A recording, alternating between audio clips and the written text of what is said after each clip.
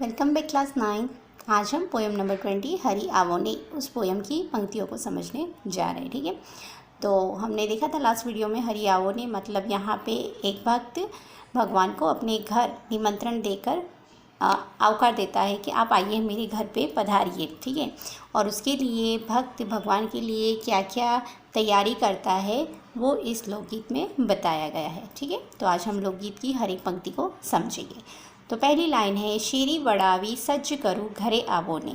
तो भक्त प्रभु से कहता है शेरी, शेरी मतलब घर की गलियाँ। ठीक है, हमारे घर की जो शेरी होती है, गली होती है मोहल्ले की, ठीक है, उसकी बात करी है कि शेरी वड़ावी, कि मैं उसको झाड़ू लगाकर सफाई करवा कर शेरी वड़ावी सज्ज, सज्ज करूँ मतलब तैयार करूँ। ओके, तो मैं अपने घर की गली को साफ़ सुथरा बनाकर तैयार करके रखता हूँ, पर हे प्रभु घरे आवोने, कि आप मेरे घर पधारो।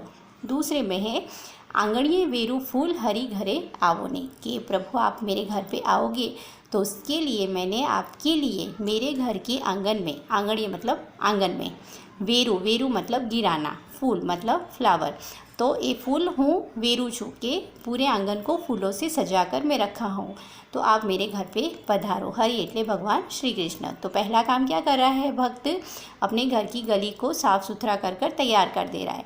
उसके बाद दूसरा काम करा है कि अपने घर के आंगन को साफ़ सुथरा कर कर फूल बिछाए हैं, सुंदर सा लगे उनका घर आंगन। तो इस तरीके से प्रभु के आगमन के लिए तैयारी करके भक्त ने रखी है। ओके, तो यहाँ आने की बात करी है। अब प्रभु घर आ गए हैं, अब उनके लिए वो क्या क्या करना चाहता है, तो कि अगर आप मेरे घर पे आओगे तो हे प्रभु उतारा आपिश ओरडा घरे आवोने।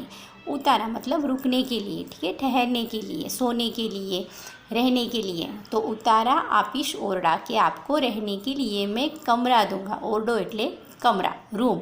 ठीक है, तो उतारा आपिश ओरडा, कि मैं आपको इधर उधर कहीं नहीं रखूँगा, एक अच्छा सा कमरा मैं आपको रहने के लिए दूंगा, पर प्रभु मेरे घर पधारो आप।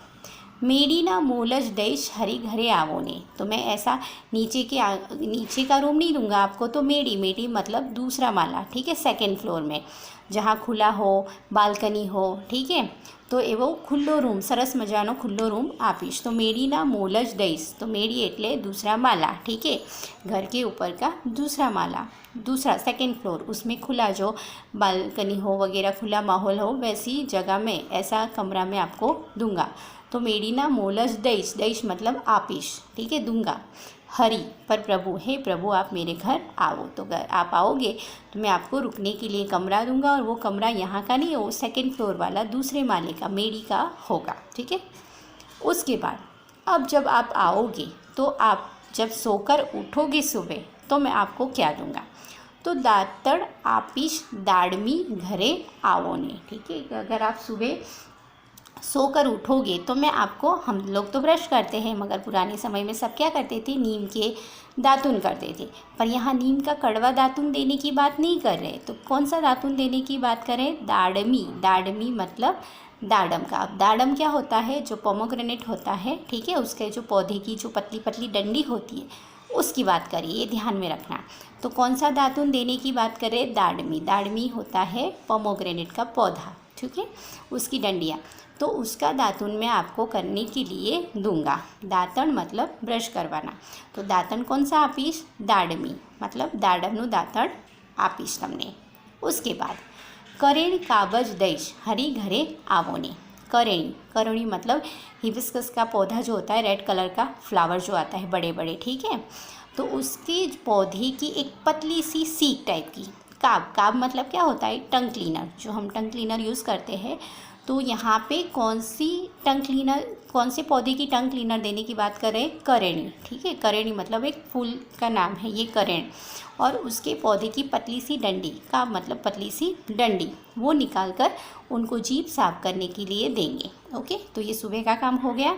दातुन कौन सा देने की बात कर रहे हैं, दाड़म का, और काब कौन सी देने की बात करें, करेणी, करेणी मतलब हिबिस्कस का पौधा। ओके, लाल कलर के जो फूल आते हैं बड़े बड़े, उसके पौधे की एक पतली सी चीप टाइप की, ठीक है, तो वो पतली सी डंडी देंगे जीभ साफ करने की। तो पर प्रभु घर आप मेरे पधारो, तो अगर आप आओगे तो ये सारी तैयारियां मैंने करके रखी है।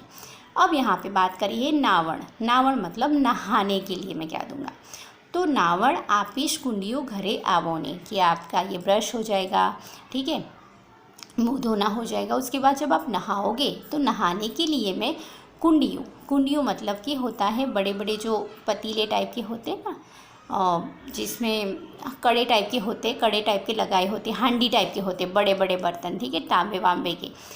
तो नावड़ आपिश कुंडियों, ओके। तो बड़ा सा वो कुंडी भर के, जो बड़ा सा हांडी टाइप का बर्तन होता है, जैसे हमारे घर में बड़ी बड़ी बाल्टियाँ होती है, टब होते हैं, तो हम तो प्लास्टिक का यूज़ करते हैं, मगर पहले पुराने समय में कि तांबे के, पीतल के ऐसे बर्तन यूज़ करते थे, ठीक है। तो ऐसे बड़े बड़े हांडी टाइप के बर्तन में मैं आपको नहाने का पानी निकाल के दूंगा, ठीक है। हम सीरियलों में भी महाराजाओं की, राजाओं की सीरियलों में हमने देखा है, ऐसे बड़े बड़े बर्तन होते हैं जिसके दोनों साइड को उठाने के हैंडल टाइप के होते हैं, ठीक है।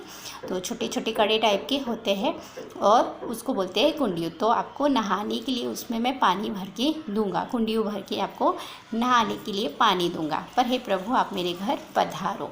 उसके बाद नदियों ना नीरज देश हरि घरे आवोने, कि आपके नहाने के लिए मैं नदी का ठंडा ठंडा पानी, ताज़ा ताज़ा पानी में लाकर आपको दूंगा नहाने के लिए। नदियों मतलब नदी और नीर मतलब पानी, देश मतलब आपिश, ठीक है। तो आपको मैं नदी का ठंडा और ताज़ा पानी लाकर कुंडियों में भर के दूंगा। पर हे प्रभु आप मेरे घर पधारो, ठीक है। तो आज के वीडियो में हम इतनी ही पंक्तियाँ समझ रहे हैं, तो फिर से रिपीट कर दूँ।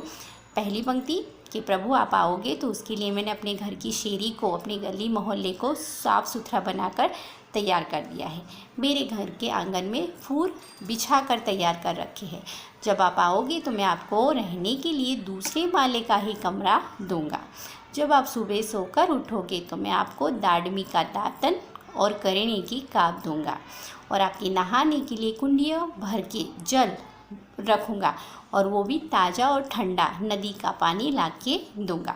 पर हे प्रभु आप मेरे घर पधारो। तो इस तरीके की तैयारी भक्त ने भगवान के लिए करी है, ओके। अब भोजन वाला हम नेक्स्ट वीडियो में समझेंगे। Thank you.